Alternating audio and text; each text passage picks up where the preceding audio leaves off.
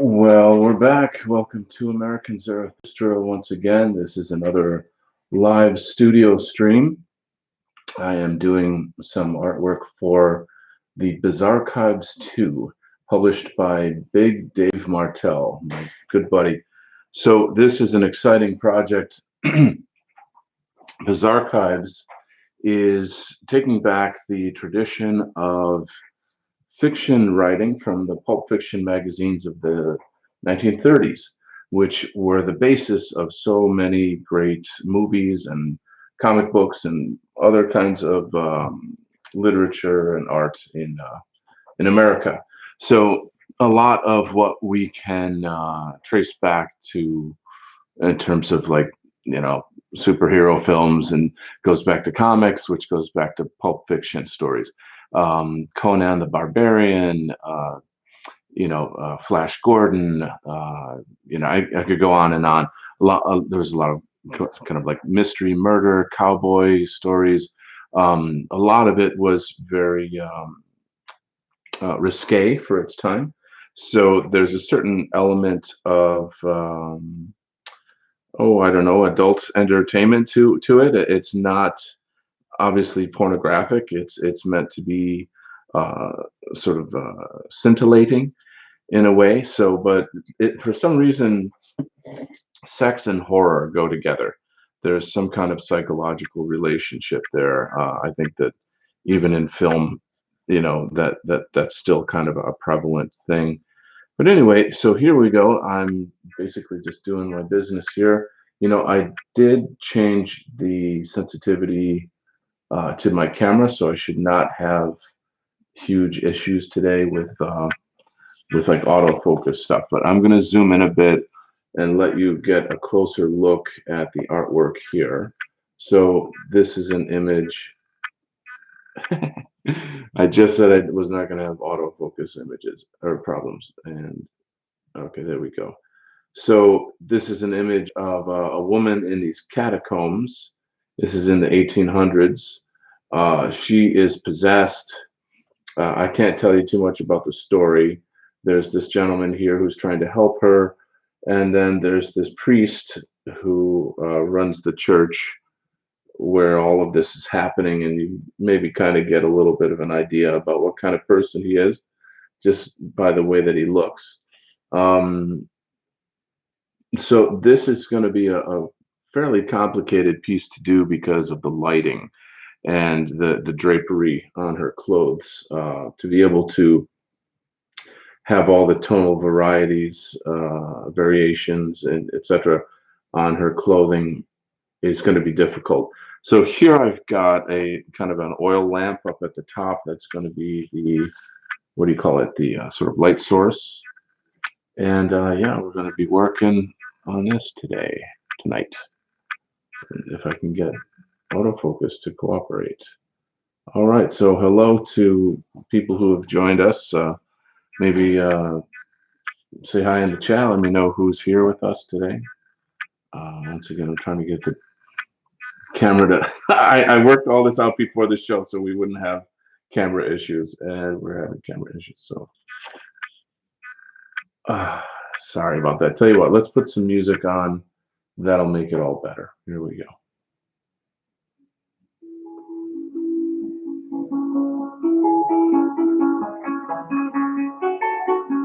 All right. Feel free to ask me any questions in the chat and enjoy the coziness.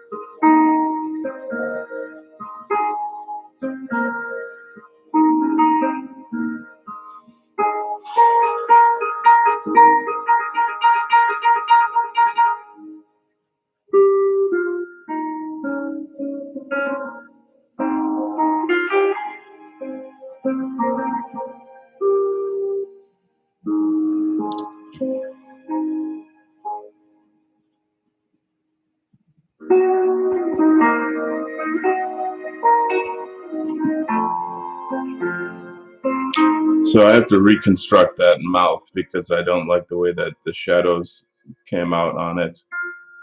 That's not what you want to have to do, when you're doing this kind of work. But it happens, and you're not going to settle for something that doesn't look right.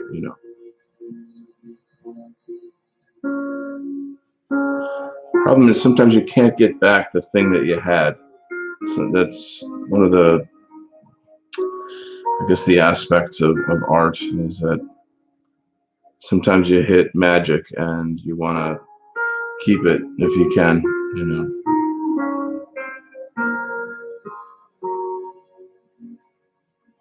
A lot of subtle shadows on this face here. Let me zoom in a little bit. You can see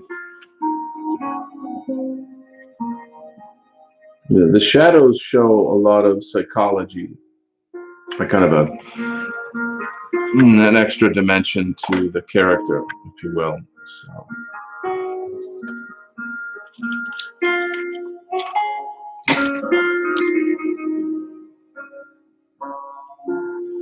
and very much so, it's kind of the joy of this kind of art as well as working with shadows, light and dark.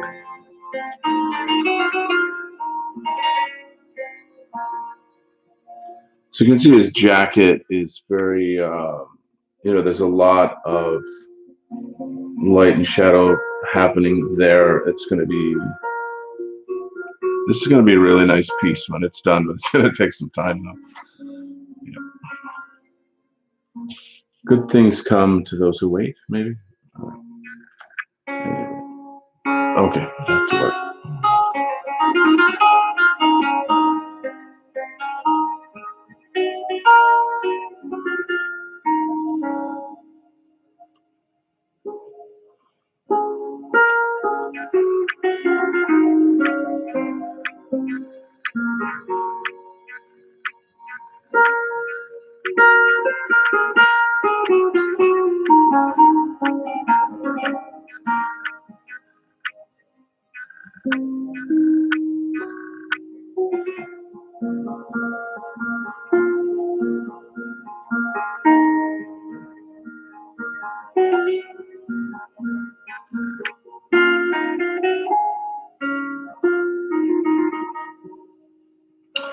Another thing, sometimes if you get really hung up on a certain area, you can overwork it and it ends up looking really terrible. So the trick to that is to just move on to another area and focus on something else.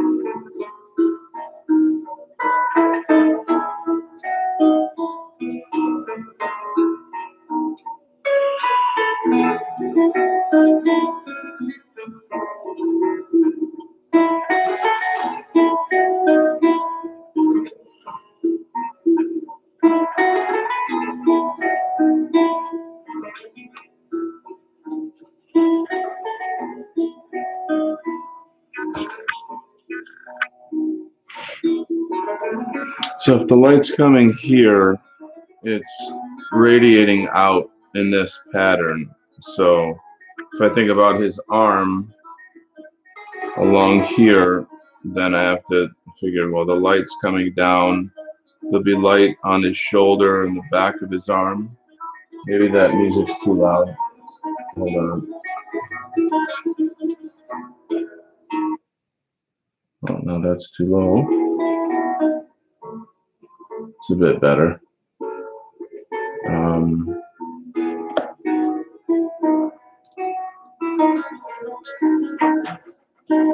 all right, so here we go.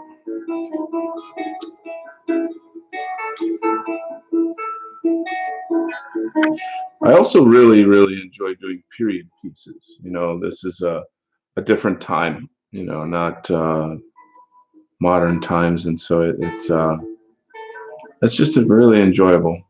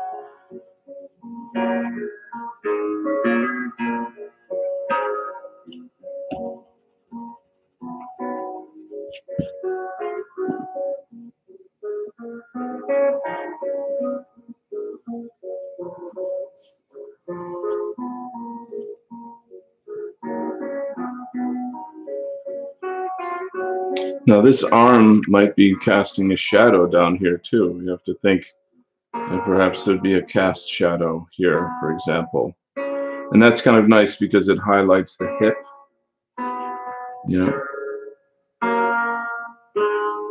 Hmm.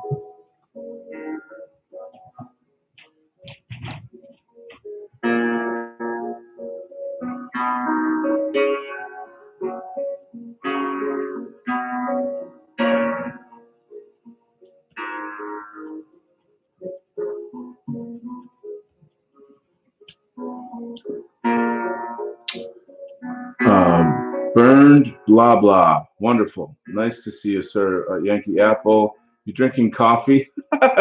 No. This is tea, my man.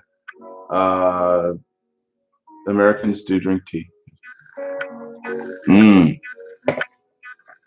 So I've had a sore throat for a while, and I'm trying to, you know, just kind of keep it comfortable. And once again, we're having camera issues. whereas I took care of that earlier. Okay, there she goes.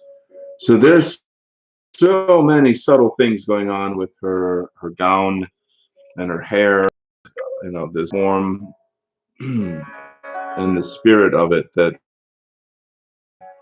is so delicate and so beautiful. And I really try to show the elegance of it and my love of it in the way, like as I draw her fingers, in a sense, it's kind of caressing her hands. This is the way that I think of it with the pencil. I want it to be just beautiful, and I want the viewer to really feel that, for it to be aesthetically pleasing. Mm. There's a lot of different textures. We got rock and cloth and hair and various things of this nature, so it should be interesting. Um,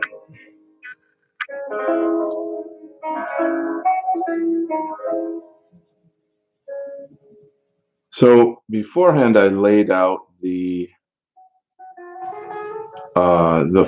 anatomy basically for the whole thing, and that probably would be boring to watch.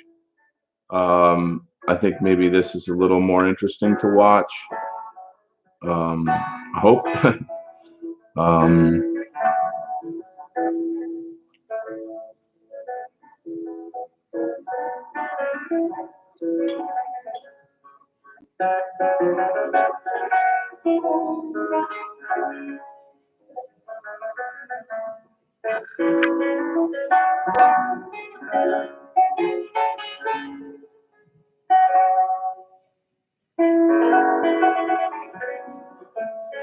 I have to admit the breasts are always the kind of the hardest part, because you just want them to be very, very beautiful, and so you don't really rush through that. You have to be careful. But they also have a cast shadow, so we'll kind of add that in here. And we start out light, and then we'll get darker as I go, as I feel comfortable with it. And I'm kind of drawing on from here to here, because let's say I draw something here and then I go over there. I'm smudging it with the side of my hand, and I do plan on inking this, and I'll be toning it with these Copic markers. But I want to work out everything with the pencil first.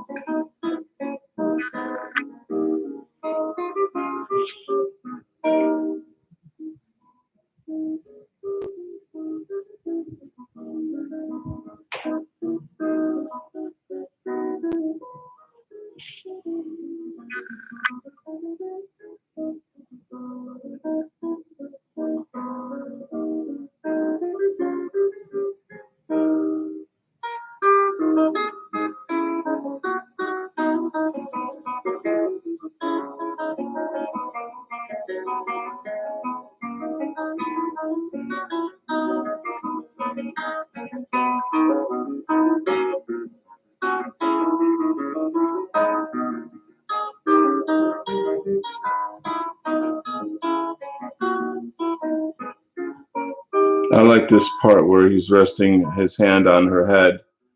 In the story, she's going through she's basically possessed by some kind of demon that tells her,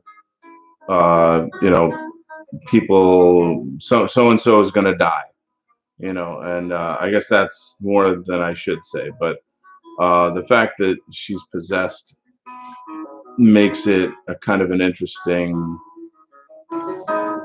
theme to work on, in terms of like the type of contorting anatomy that she's having and that kind of thing. Yeah.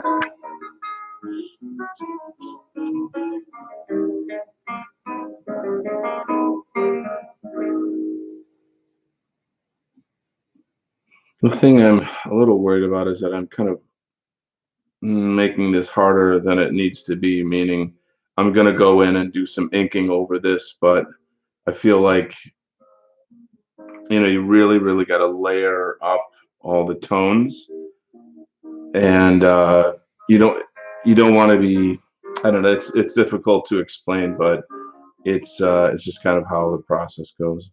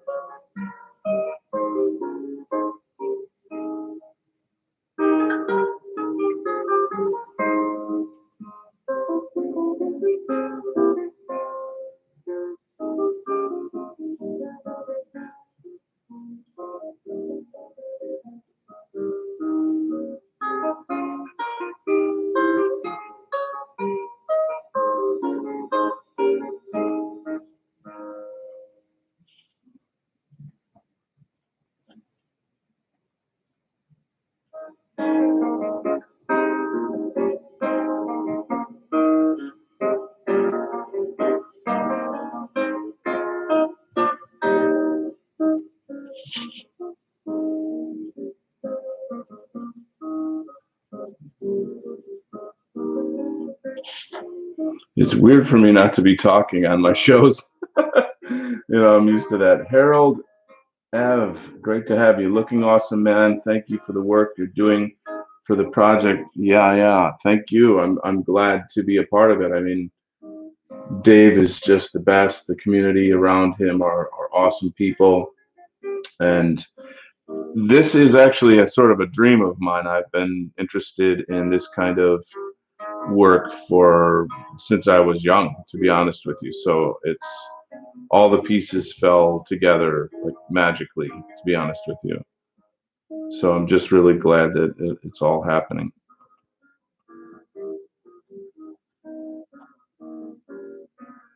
Yeah.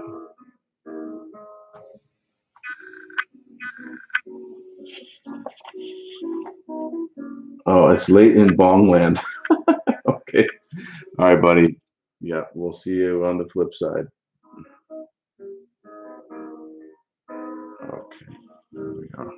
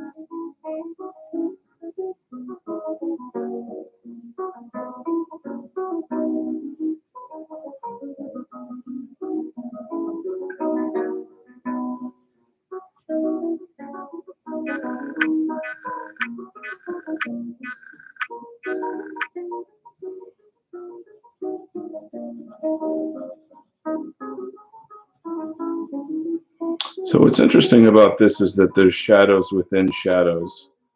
and that's what adds the subtlety and intrigue to the piece. Um, I'm kind of going nuts with it, meaning it's not driving me nuts. I mean, I'm going whole hog with doing that. This project means a lot to me personally. It's just something I've always dreamed of doing, and it's just very rare to have an opportunity to do this kind of work. I do all kinds of freelance.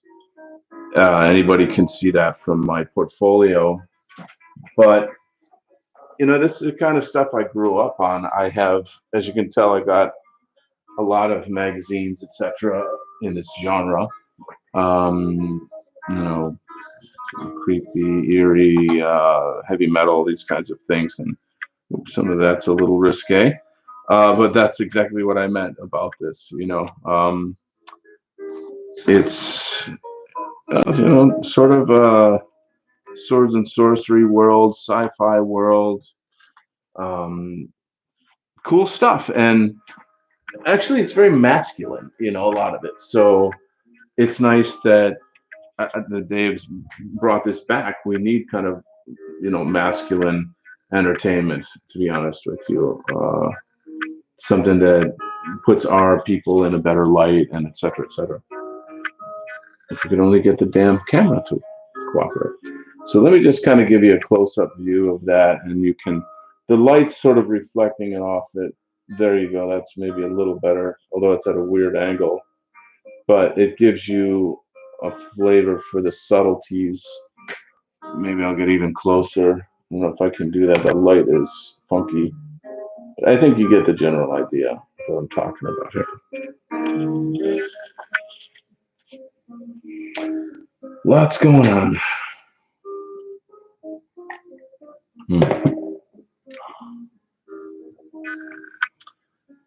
And another thing is that as this kind of unfolds, it's going to change and change. These things kind of don't ever look the same sort of at the end. When it's done, you kind of think like, wow, how did it get how did it get here? It came such a long way. If you look at my other piece, my other live stream, I did another uh, this is just another piece for the Bizarchives. And then you look at it at the end, you'll see it's just quite an enormous journey.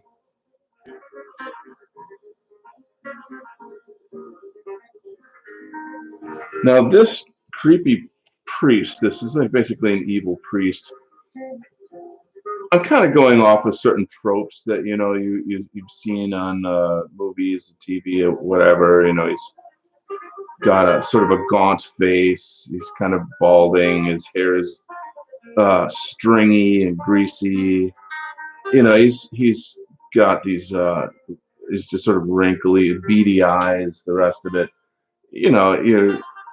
I guess I sort of feel bad for people who actually look like that, but it's kind of fantasy, so we're just kind of going with it.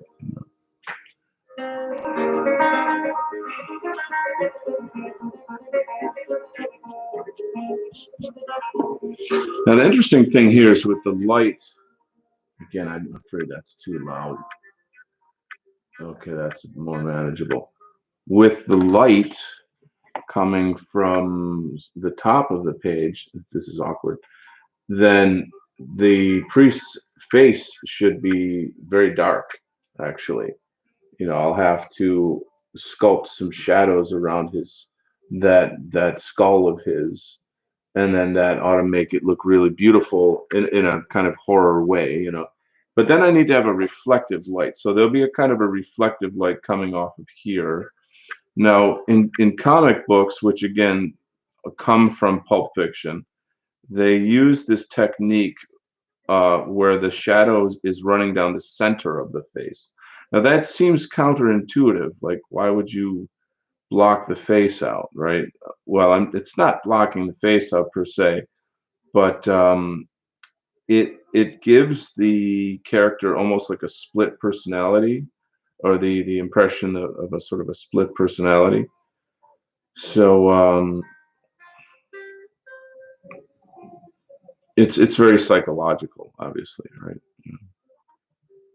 It's difficult to do, and the other thing about it that's, I don't know, this is like artists' problems. You hear of like first world problems. This is artist problems. I maybe I drew something that I really love, but in order to make it work, I have to put a shadow over it. And I'm like, no, I don't want to lose that. It looks great. So you always try to have your cake and eat it too. Welcome to my very, very dear friend, Imminent Rain. He is joining us today. This guy is an extraordinary human being, fabulous contributor to the White Art Collective, insane musician, phenomenal martial artist right there. Promethean Hill, So Hard, and Aryan Kung Fu salutations. Yeah, so if you haven't seen it on American Zarathustra YouTube, there is a very unique show uh, with Luke and I talking about martial arts, and so we both have a pretty interesting journey to share with that. But we're also asking the question of like, well, how could we make this our own? How could this be a part of the white positive sphere? And it's certainly an interesting and important topic. Um, of course, there's, how do I say, we have back in, say, like the Renaissance, or even probably earlier than that. I'm sure our people had their own kind of martial arts. There's fencing, there's wrestling, etc. But painfully, regrettably, it doesn't seem that it's very mainstream in Western cultures, like the way kung fu or karate, the way that Eastern martial arts are in the East. So, I've seen websites and books and videos on like organizations that are, say, teaching sword fighting or this, that, and the other thing, and that's great. I think that's wonderful. But yeah, he and I have a lot of sort of Asian martial art background, and so we're kind of just thinking about it, just sort of figuring it out.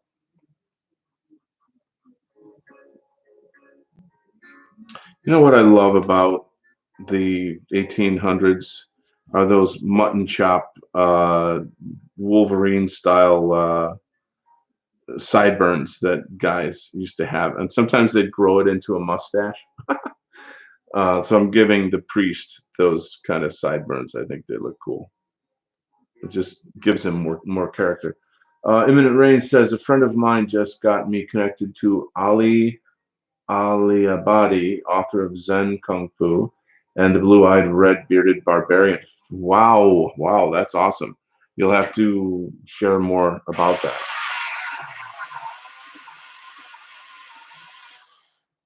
Very cool. Like I said, what's his name? Robert Seffer has some great YouTube videos about sort of the Proto-European history of the Buddha, and it's a kind of a lost connection to from our people, from Aryans to sort of Eastern philosophy. Um, there's much to say about that. I think that one could get into some pretty heavy discussions about it. It obviously, relates to the topic of the Abrahamic religions. Um, Not exactly the topic of the show. I could muse on it. Um, it's, I always feel like religion is a very extremely intimate thing, maybe the most intimate thing. Your relationship with the divine, your facing your own mortality, you're searching for the meaning of life. These are profound and difficult topics, but humans have been on Earth for a very long time, and a lot of people have thought about it a lot more deeply than the rest of us. So one wants to look at those writings. So we got a couple. It looks like we've got some new folks with us here. Hey, Nellis, Dave is here. Awesome. So I'm sorry, I'm getting a funky glare from the light in here, and the damn cameras. I changed the settings on the cameras to stop this, but it's not stopping. Anyway, I'm trying to give you guys a better view of the tonal varieties and how this is coming together. So I think you get the general idea. Lovely to have you guys here. I'm going to show something here. Your camera has autism. Yes, I know. The damn thing is, I don't know what to do. I have another camera, like it's new camera. Perhaps I'll just set that one up. I'm using, it's basically it's called Logitech. It's like a little kind of a camera, that I'm hanging off of like a microphone stand, Okay, it seems to be stable. Okay, oh, thanks. Okay, so tea time, excuse me.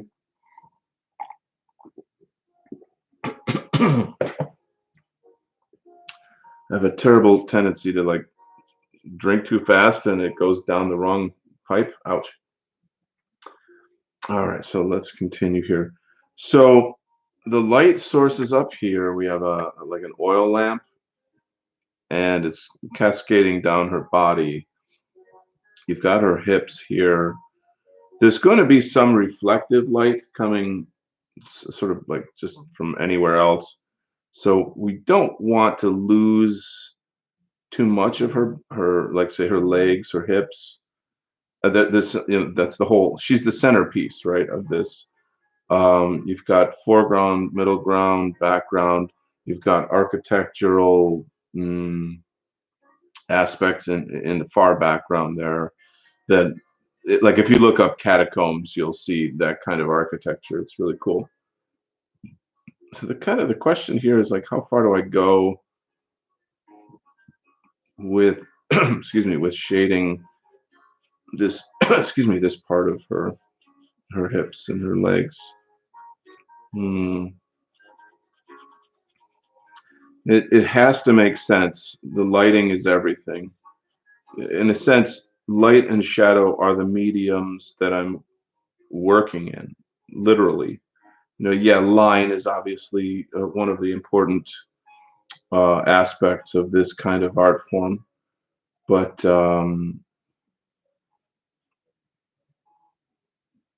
yeah. So I lay out the anatomy. I dress the figures. I always say dress the mannequin. There's definitely going to be a drop, not a drop shadow. Yeah, drop shadow here on this area.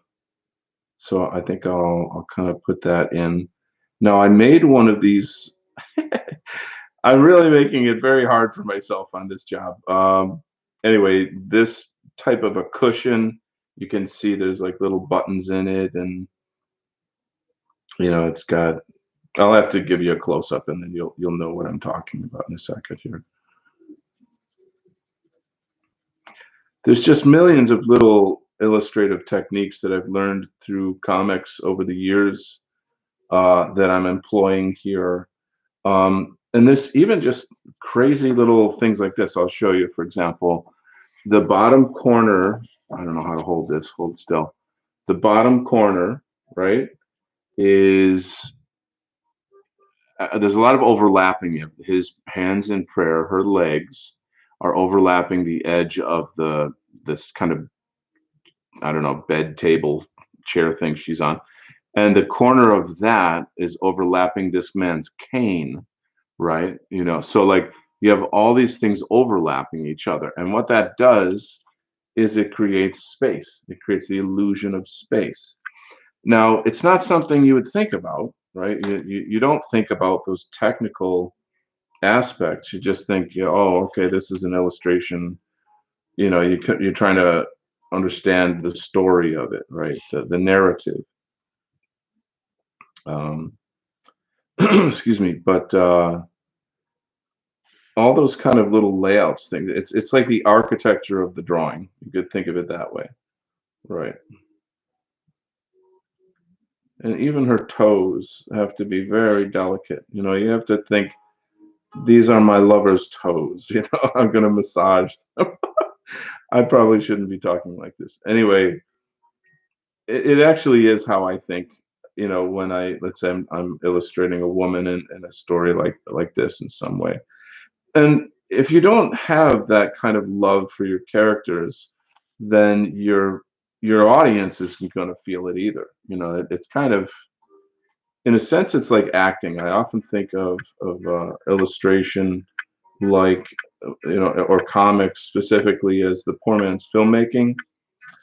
You know, you you are the set designer, you're the director, you're the choreographer, you're the light technician, blah blah blah, all of that stuff in here. So, you know, anytime you see a movie, you got to try to imagine the the time and money and skill in set designs. You know, it's a theatrical aspect.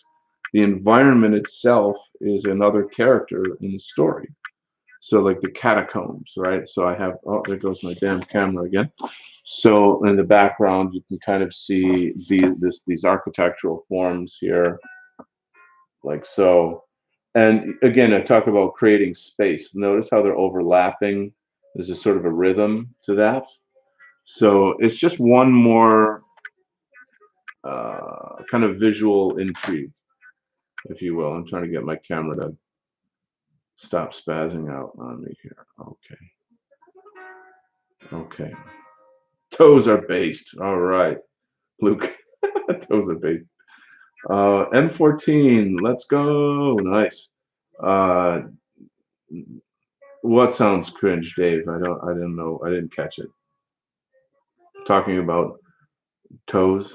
Anyway, looks amazing. Glad you guys like it. Yeah, I apologize. So I went into my camera settings and there's like a motion setting on it, and then if it appeared that if it was on low, it tweaks out like that, but if it's on high, it doesn't. And I put it on high, and it's still tweaking out on me. So I'm pretty pissed off about it. Although I'm not showing it. I feel like her boob needs to be rounder. So we're gonna have to alter that. Very subtle, but significant. I mean, that's the thing about art. You could do, say, a really, really beautiful illustration, but if you get one thing wrong, the eye will linger on that one thing. And people will say, ah, it's not so great. Because all they're doing is looking at the mistake that you made. So you can't make a mistake. It's like surgery. It really is. It's like surgery with a pencil.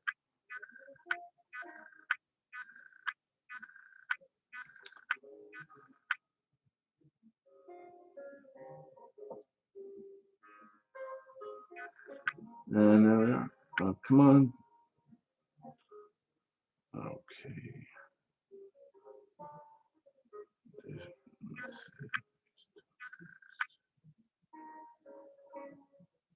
I have a hammer, yeah, to smash my camera, right?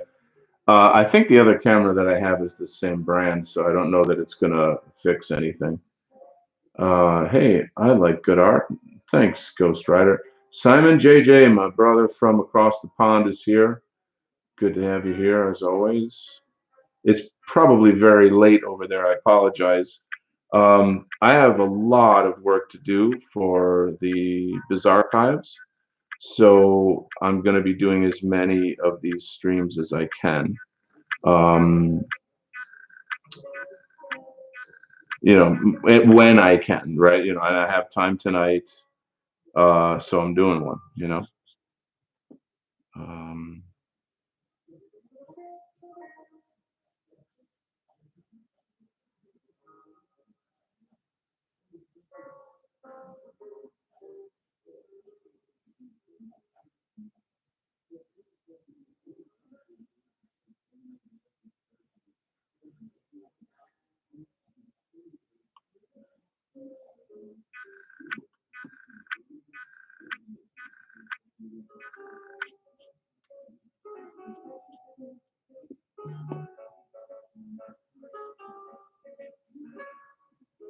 So you want the cloth on uh, her hips to eloquently describe the shape of her hips. Um, without getting into any kind of details, there was some discussion recently among us in the Bizarchives about representation and these various things. And I don't know. It's really hard to phrase these things. I always figure like private conversations should be private. But anyway, let me just get to the point. So um,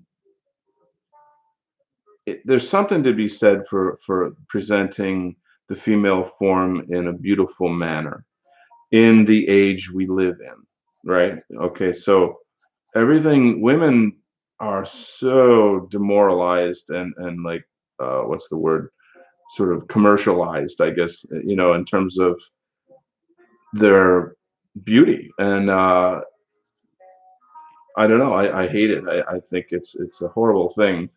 I mean, every man has a kind of a base nature, like it's just a natural part of being a human being. But I don't want to live in a culture of degeneracy. I want to live in a culture of beauty. And as an artist, I have a responsibility to create beauty and like to kind of in a sense rebel against the modern world in this regard. So I'm going to draw these women that you could fall in love with. Not women that you're gonna kind of be like, oh, she's so hot. I mean, yeah, it's okay to feel that way, but uh, but I want more. I want more drama. I want more engagement. Um, so yeah, I guess that's just where I'm at right now. So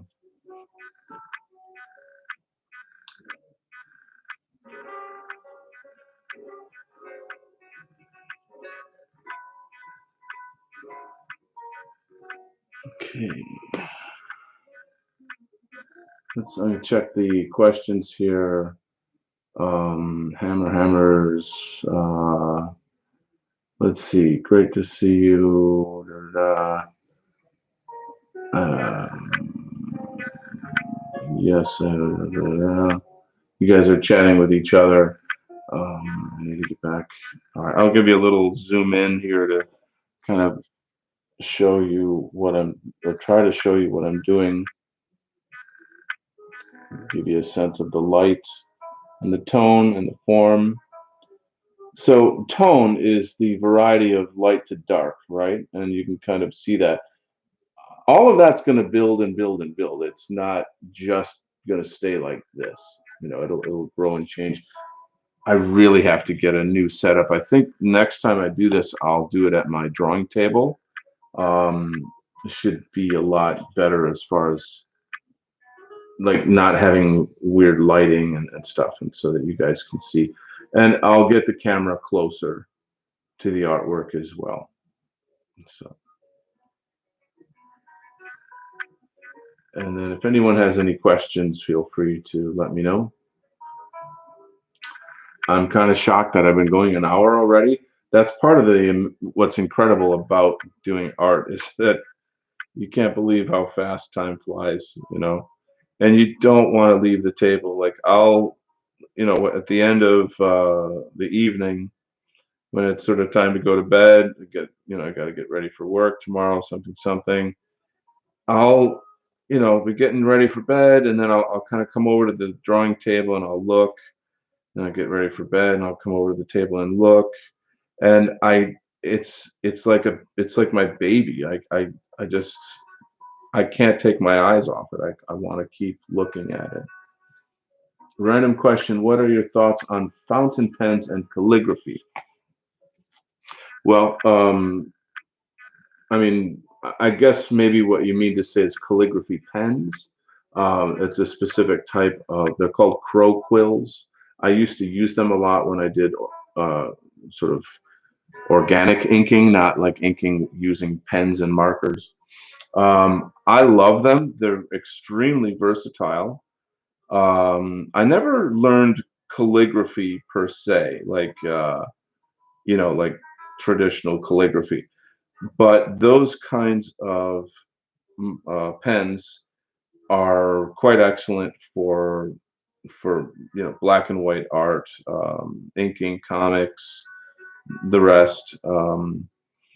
You have to upkeep these materials. You don't just use them, and you have to wash them, dry them. They get rusty. That they're precious in a way. Um, they demand more attention. You have to slow down and kind of, as they say, think before you ink. That's a little art phrase right there that you guys can impress people with at parties. Um, so there's that. Yeah, I did actually do some uh, Chinese calligraphy when I lived in Taiwan, and that's just for fun. I did, I wasn't. It wasn't like a big mission of mine to learn that, and but being good at the bamboo brush gives you like extra kung fu, so to speak, in your art. It just it trains you to be better at the handling of the materials. Okay, we've got a lot of people commenting here. What's the magazine on the left? This is my left, but it looks like right on the screen. Both of these are Conan. Um, Creepy is. Am I answering your question? This isn't Conan. This is called Cull the Barbarian. It's another kind of a Conan, basically. This illustration is totally off the charts. Let me kind of see if I can give you guys a little show here. I'll try to get a little closer. I mean, this is all just what do you call it? Like watercolor, not watercolor, ink wash. This is all ink wash, and I'm not sure that I can get it across the screen very well, but it's extraordinary. I actually got this particular magazine when I was like, I don't know, maybe 12 or 13, and it's like a Bible for me as far as art goes. I was, in a sense, I'm reliving the fantasy of being this good of an artist now in what I'm trying to do. I'm always trying to square that off for you guys. Just insane. This is a British, or rather an English artist, John Bolton. I think people from England might know John Bolton. But the use of the ink wash is so delicate. And then, his use of blacks, the details, the textures, it's mind blowing. I mean, to me, it's a kind of a superpower to be able to illustrate like that. So anyway, um, there you go, folks. If you can get your hands on this, it is a real gem. You probably have to find it on eBay or something, though. Okay, let's try to get Mr. Camera to stop acting like a jackass. Fantastic art, yes, absolute amazing. Okay,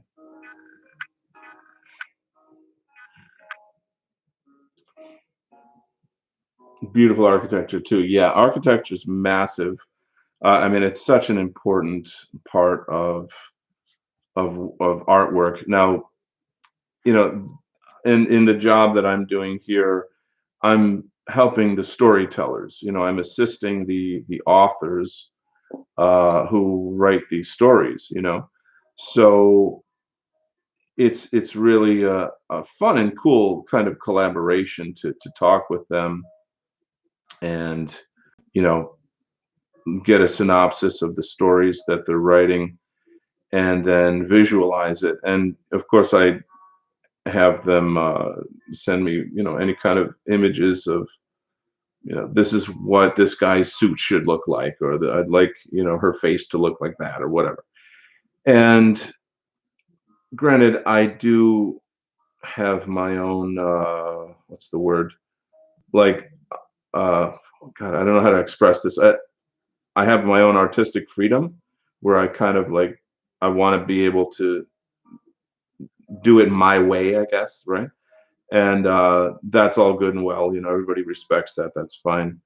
But put my own something into it. So it's a perfect balance. It works out really nicely where I can talk with the writers and hear what it is that they want, so they can have some ownership in it as well. But then I kind of take the reins and say, okay, this is how I want this to work.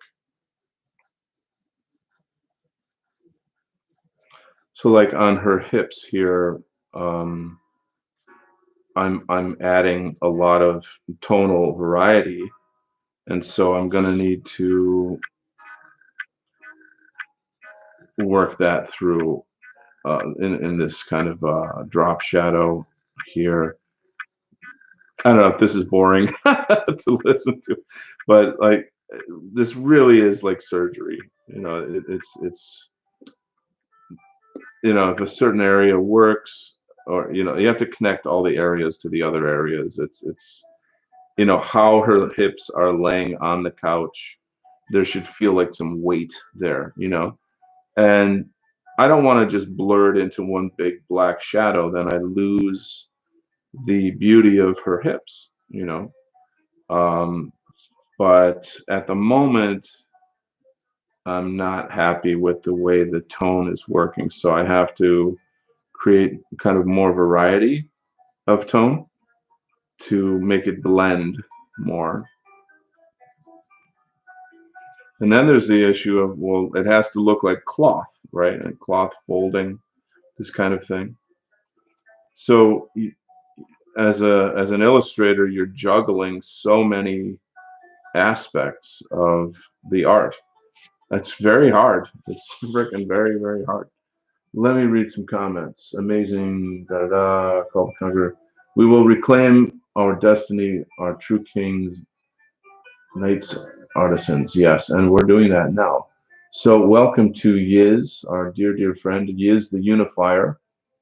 Go check out my show, interviewing Yiz on American Zarathustra. Amazing powerhouse of a lady, and she adds so much to our culture and our sphere. Definitely subscribe to her shows. Very intelligent woman, very strong heart, warrior heart. Another martial artist in our group here as well. Just got done streaming with the others and wanted to pop in and send love before bed. Thank you, my dear. Sweet dreams to you and yours.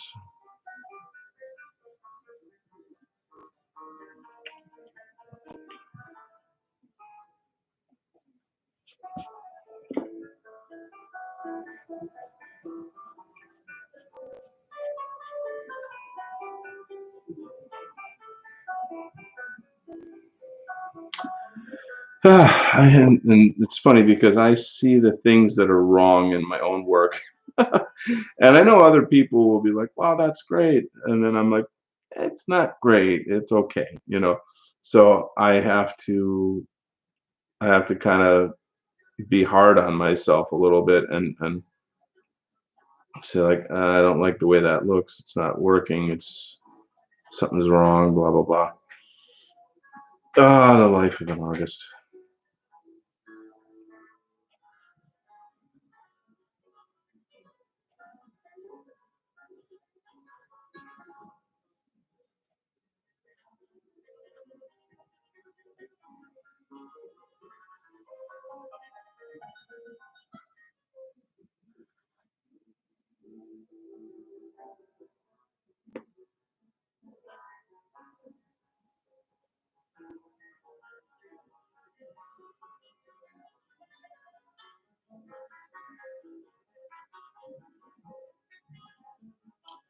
So we've got some interesting new shows coming up on American Zarathustra. Um, we just confirmed the Bard, the British.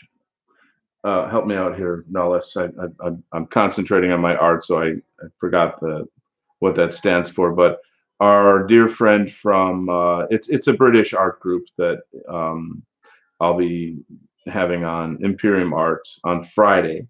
So we just confirmed that. and very exciting. Um,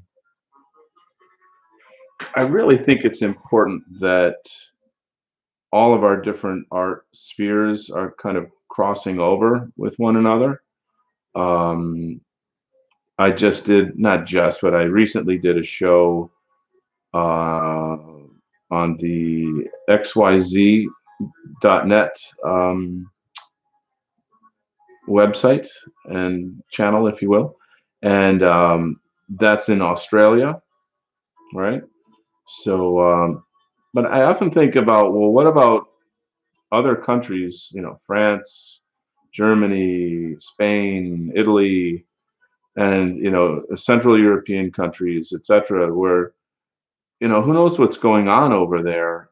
And, maybe there's a language barrier and we're not connecting, but we should, like I think about Identity Europa, I think that's awesome.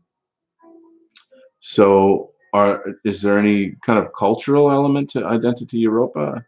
That would be a project, I think, is to somehow connect all of our people, all of these aspects of our culture. Oh, come on, camera.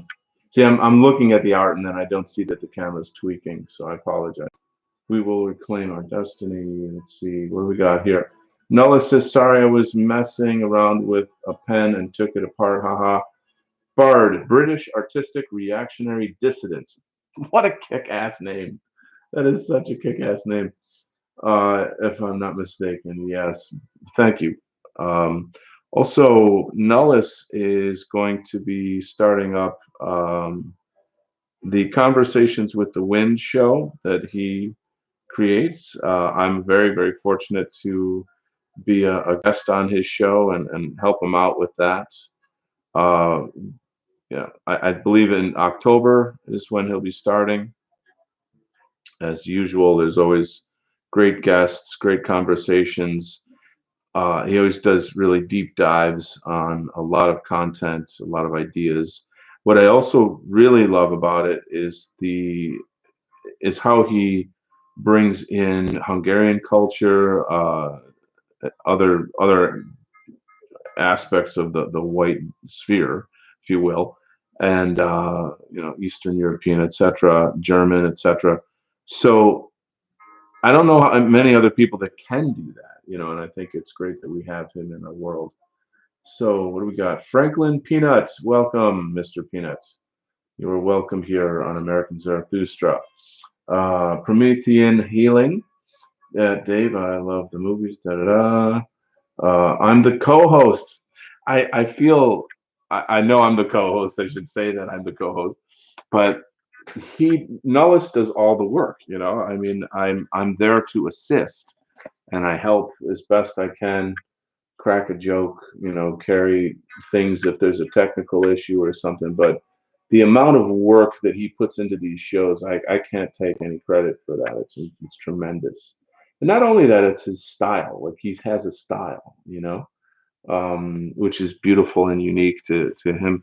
That's part of what I love about our whole sphere is that there's so many different characters. Like look at Yiz. She has a style. She has her own voice. Um, Jared George, Hyrith. Uh, Gosh, there's so much going on. Um, yeah, so it's exciting. And I thank you guys for joining me. I really feel I'm afraid that this is boring to watch. It's hard work. It's maybe tedious to some. I hope not, but uh, it's just a pleasure to have you here. I got to work on her face, but I'm not going to do that like now, for example, because I know I'm going to get all huffy about it and stuff. So let's see. I'm going to break one of my rules that I have. I'm going to go ahead and start inking some parts. This is, you'll see why in a second. Okay. So creating space in an image really, really an important thing. So back here in the background, we have these dark catacombs, and I'm gonna really, really push the light and shadow in that area to give it a greater sense of terror, basically. I mean, who wants to hang out in the catacombs? It's where all the dead bones are, you know. So I want to make it look very spooky, you know. What is it about horror that we love so much? What is it? It's wild. I went through an insane horror phase when I was a teenager, and I look back at some of the like Fangoria magazine, Starlog, various, of course, creepy, eerie, heavy metal, and especially Fangoria. I look at that now and I'm like, why did I like this so much? This is it a morbid curiosity? Part of it was I was fascinated with how the sort of the movie magic of it. How do they make monsters? How do they make blood and guts and all these various things that whatever. It's I suppose it's a thrill. There's a it's kind of like maybe riding a roller coaster. You want to get a thrill out of it, right?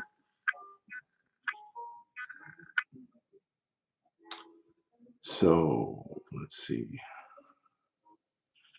Yeah. Okay. So just tiny bit here. If you look at the corner, when I make it really black like that, suddenly it looks far deeper. You see, it looks like who knows if there's even a wall back there. It changes everything. So when this whole piece is done, it's just going to be quite rich. But the other thing too is like for me, inking is like the dessert of illustration. I love inking. I can't explain it, but there's some kind of a weird satisfaction that you get. It's kind of like when you hit that itch on your back. And, oh, I just got it, that itch, and then you get it done, and you're like, yeah, okay, I feel okay now.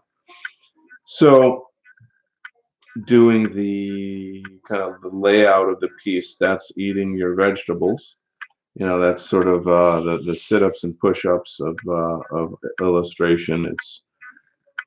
It's not that it's not fun. I don't mean that per se, but you're laying out the architecture of a work of art, and you'd go very, very lightly, and then you build it up and build it up. A lot of erasing.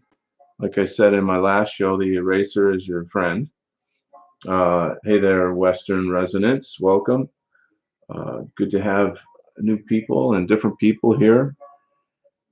I'm actually kind of amazed that people like this show.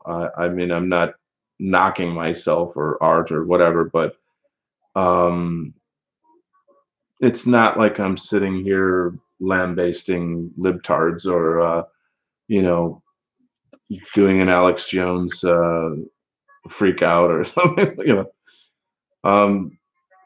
Changing the topic here, I have a good friend who is a huge Alex Jones fan, and he sends me a lot of links to Alex Jones's episodes.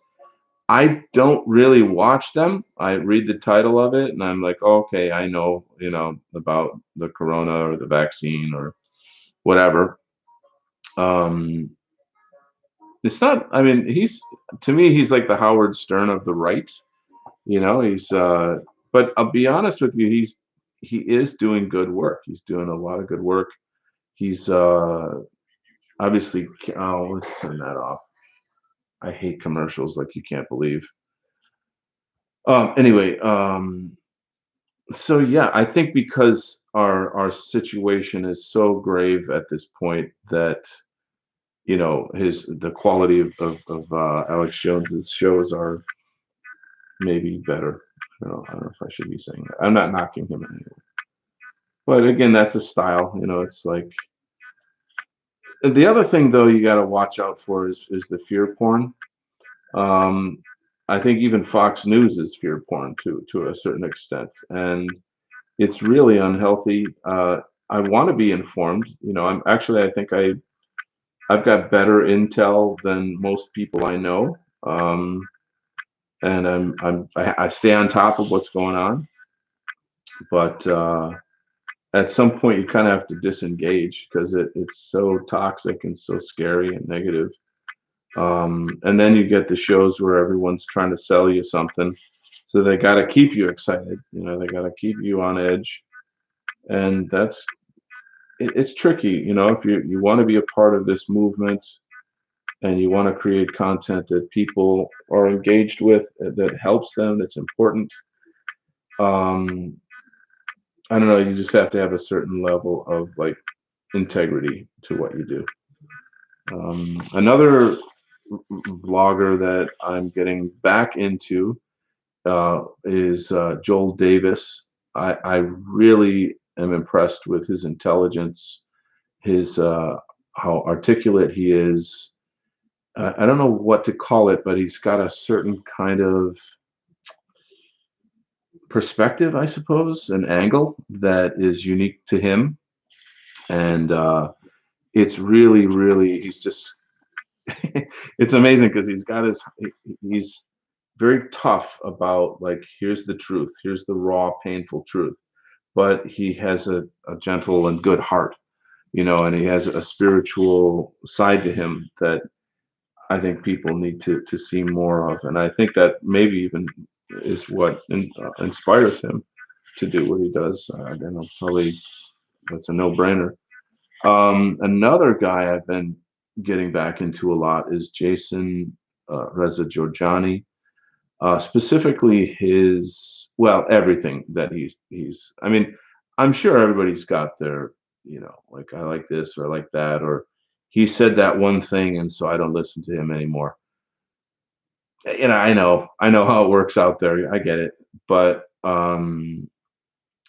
whatever. So I'm interested in his new book, Closer Encounters. It's obviously about UFOs, and his Telegram is awesome.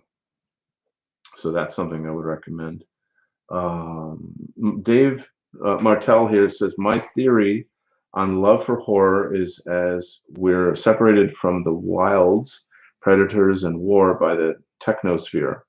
I think I got that wrong. I love. Hmm.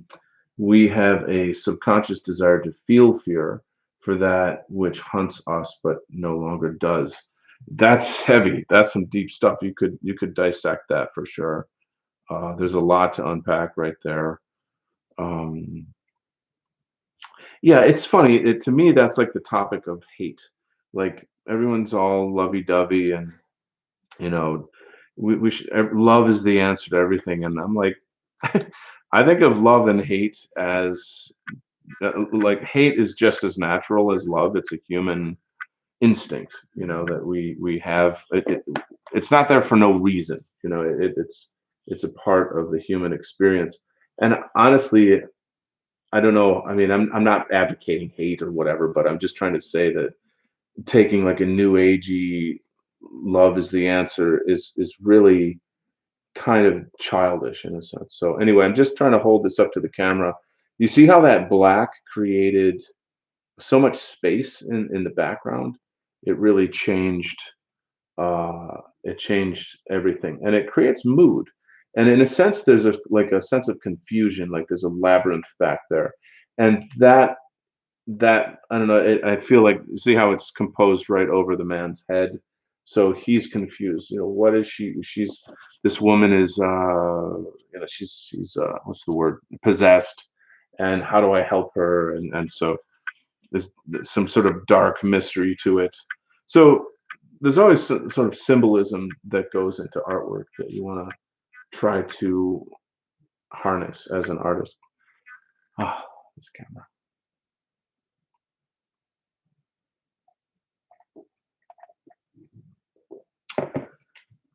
You know what, my friends? I think I'm going to wrap it right here. I can't believe we're almost on an hour and a half already. God bless you. Thank you so much for joining me. Great to meet some new people, talk to some old friends. As I said, I'll be doing a lot more of these. I'm 90% sure that I'm going to be doing another one tomorrow night on Thursday. So if you'd like to join me, please do. And if you could share this video, subscribe, hit the notification bell. That's extremely important. Help me get my content out. And stay tuned. There's a lot of cool stuff coming around the corner here on Thursday. Like I said, tomorrow I'll do another of these. This will probably be maybe, well, I don't know. We'll see. Friday we've got Bard from the UK on, and just lots of good stuff coming. So God bless you. Have yourselves a great evening and good night.